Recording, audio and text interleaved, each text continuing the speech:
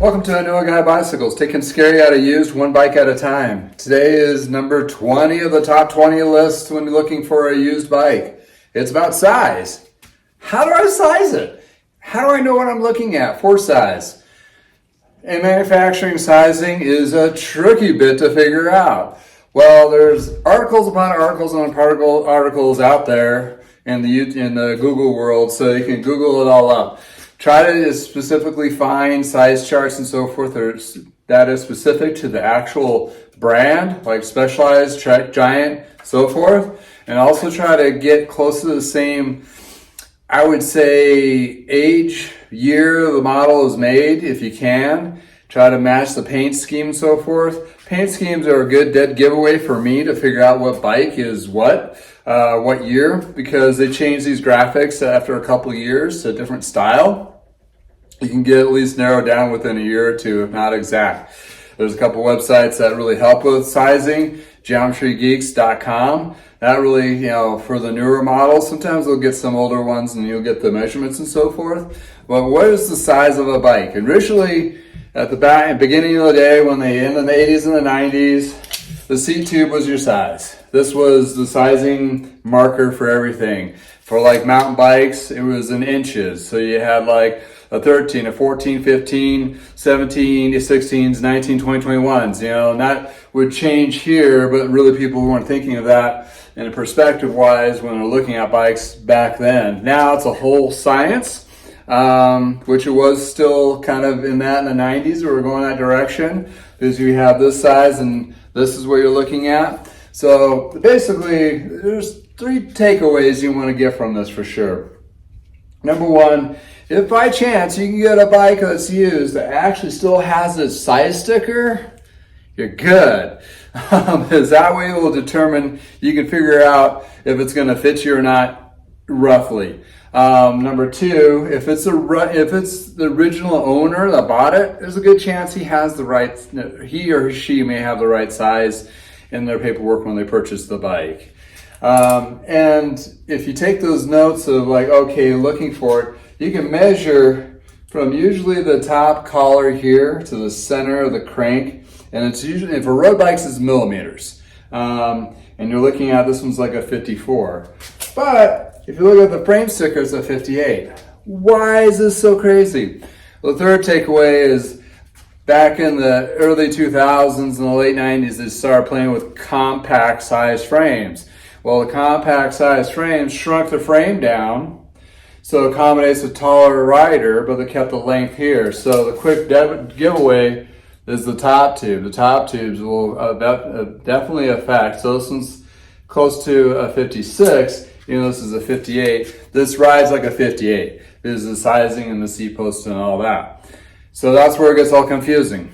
That's where I have to revert back to the brands and the size charts. The Bicycling magazine came out with the size charts, like, oh, you take a 58 and you're within 5'9" or 5'10" to 6 foot. That was the range that would fit that particular bike. That's a rough beginner estimate.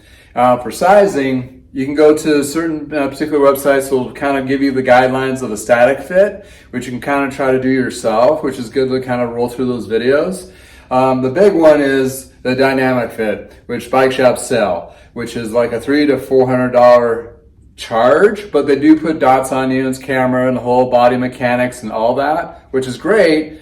It has a place in the market, but not for initial beginners. Reason being, it's pretty expensive lift. You don't have that money to invest on top of that unless you have money just burning in your pocket.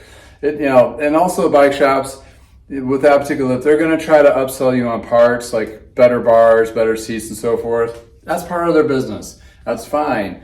But if you can find a fitter that's not affiliated with a shop or affiliated with a rehab center, that's even better, because they'll tell you the parts that you need to swap it out to fit you without trying to upsell you. And then you can go out, buy those parts, switch them out, and do a refitting, because most of them have a follow-up fit to be able to get that bike in a right position for you.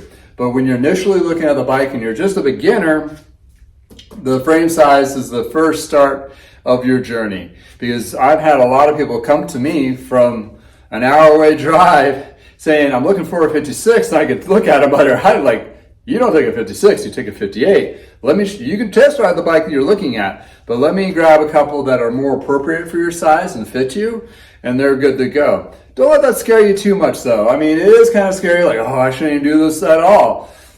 It's okay, it's just a fit thing. So go out there, figure out your height on the bicycle, bicyclemagazine.com kind of thing, or size charts and so forth, get a rough estimate. If you're looking at Specialized, you're looking at Giants, you're looking at Treks, try to see what charts that fit you in that range and height-wise, and sometimes I'll have in-seat measurements. Then that's gives you a good start. So myself, I'm a 57 or 58 centimeter. I've known this for years, but depending on the brand, that could change a little bit for me. So, for me, I get the measurement here, and I go from there. Sometimes they'll have a stamp underneath by the serial number, or they'll have a sticker underneath that says the size too. That might be a giveaway. But sometimes if it's the original owner or the owner or somebody's been riding it for a while, that's a good thing. You can put this on the ground, straddle the top tube, and try to feel like there's like 2 to 3 inches of clearance. That's a good giveaway. But you always want clearance. If you're sitting on that bar, flat foot, that bike is too big for you. No hands down, no matter what the sticker or anything says. You want to have at least some clearance over this when you're standing over it. But when you're looking at the frame sizing, try to get the measurement like, okay, I take a 56. This is the bikes on my mark that I'm looking at. I take a 56, my price point. Then double check it with the manufacturers of each one and the year if you could, and that kind of thing to determine and so forth. What you're going to be looking at for actually fitting that frame to you. The frame itself is going to be the right size, but there's some things that are going to need to be swapped out, possibly. Well, number one is the stem. Stem length that dictates your length of your arms reaching out for riding. Also bar width, which, it's not huge, but it does. If you're doing those 40, 60, 100-mile rides, the bar width is too wide. You're putting too much pressure out and too narrow. You're crunching into your chest cavity so you can't breathe very well. So there's a width of the bars that might need to be addressed. Saddle is a huge thing. It's just like shoes. Everybody has a different keister. So it's one of those deals that some saddles are going to fit you. I have a whole thing on that. Go invest in the saddle, and that'll determine your comfort. So your contact points, right? Those are things you're going to possibly have to buy into. Saddles, stems, bars. That's going to be a couple $100. I mean, if you're going to do it right, because it's going to take money to switch this out and put a different stem on there. I mean, seats, you can go with a cheap $20 saddle and maybe get lucky that it fits you just right. And if you're just a recreational rider that does like 15, 10, 20 miles at a time, and you really are not bothered by it, that's fine. But if you're doing those longer rides or getting into it, and you're hitting that mile marker 30, and you're like, oh man, that's not quite right. Then you want to start reinvesting that. That can make and break your whole journey and having a good time. So those are the things you really want to address. And also the stem itself, for myself, the older I get, the higher up I go. Reason being, not like, praying mantis high, but, a little bit more higher, so I'll relieve the pressure of the neck and the back into my position and have more of a more relaxed fit cockpit versus more aggressive when I used to mountain bike race in the 90s. So, and very novice mountain bike racer, nothing serious. You won't find my name anywhere. Anyway, so that's kind of like your 101 on fit. And what you're looking at, what it makes, the small, medium, large, they're meeting this tube here, or the millimeters, 60 centimeter, 58, 56, 54, that kind of thing. Also, then they have the small, medium, large, extra large, which equate to different sizes too. So yeah, this is a 58, which is what Specialized would be an extra large. They change their stickers out now. This is older model, so an extra large. But really, the frame is a 54, 55. If you just measured it, you'd be like, whoa, that's way too small for me. It's like, well, this is longer. It's a compact frame. It's designed to have that swoop down, that kind of thing. So do a little bit of research on sizing first to figure out what size that fits you, and then go that direction. Now, I don't know how many times I've bought a couple bikes from people that they bought the wrong size bike. They never rode it. I rode it and it was too big for me, or it was too small, that kind of thing. And we're talking about size variations.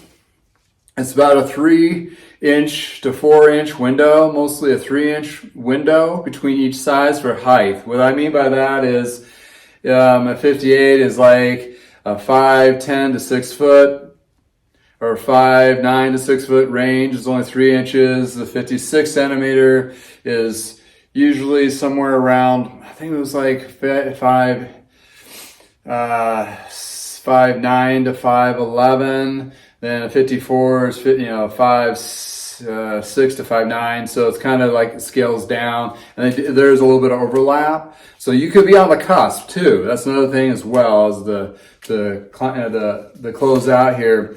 You may fit a 58 fine in a giant or a large, but the medium large and a giant fits you better. It might be just a tick smaller.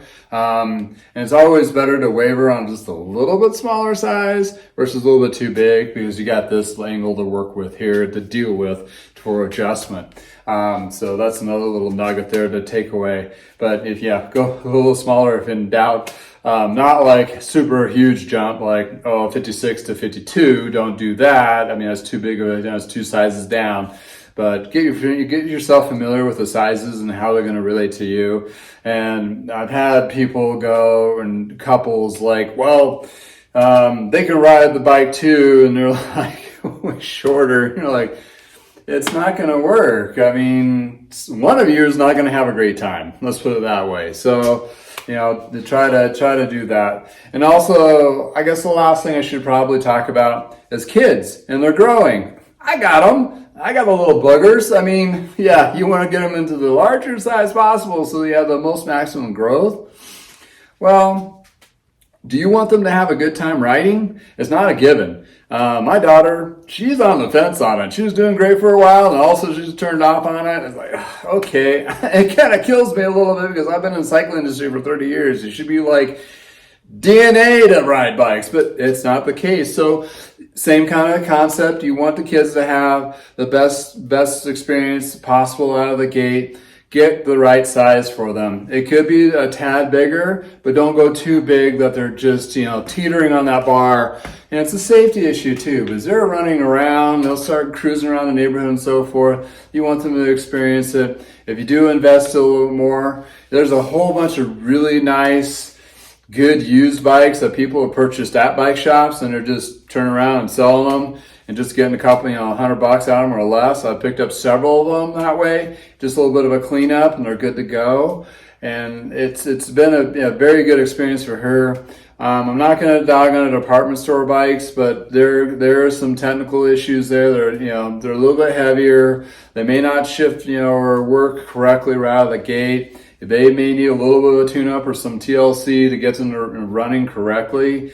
They're not horrible. Most people start off in that direction. But if you can get yourself a little bit nicer brand name, what I mean brand name like Specialized, Giant, Trek, maybe a year or two older, age doesn't really matter too much unless it's like super old, because they're still a good solid bike as in size-wise. And just, be mindful if they get, when they start growing, they may be ready for the next size, and make sure they get the next size bike so their journey is, emphasized to be positive. And also, when you do riding with you, which is great because I'm excited because she's got on the gear bikes now, we can go for those longer rides, it's, and that kind of thing. I still have the trail bike to throw on the back and, go as long as I can until she gets tired of holding on.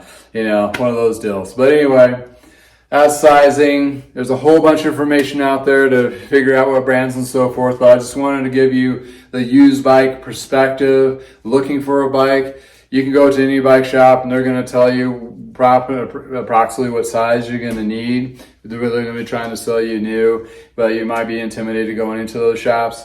So looking in the used market, I just want to give you at least a couple gold nuggets to go out there and grab and kind of do your research first before you just go out there and going, oh, my neighbor has an awesome bike, I'm going to go buy that. And he's actually 4 inches taller than you are. And this is not going to be a good experience. And you want to make sure you have a good experience possible and safe one too. Well, if you like videos like this, please subscribe. Thank you for hanging with me at the garage. Have a wonderful day.